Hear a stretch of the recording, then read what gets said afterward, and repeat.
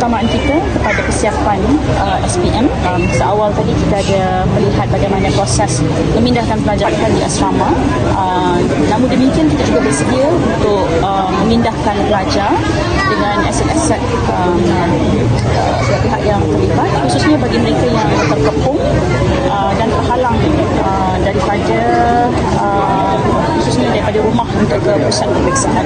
Jadi ini juga perkara-perkara yang sedang kita uruskan, dan Alhamdulillah kerana JPN Kelantan ternyata dengan pengalaman dan juga sudah pun resilient dalam aspek menyiapkan dan siap siaga hadap banjir ini.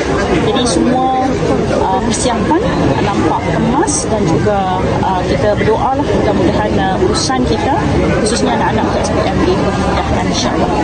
Nampaknya melalui briefing yang diberikan oleh semua agensi tadi, masing-masing sudah tahu bagaimana untuk mengendalikan situasi itu kerana kita telah pun punya pengalaman yang lepas. Jadi secara keseluruhannya baik, dan kita berdoa lah semoga cuaca bertambah baik dan anak-anak kita tidak terhalang untuk mengambil peperiksaan pada kali ini insya-Allah.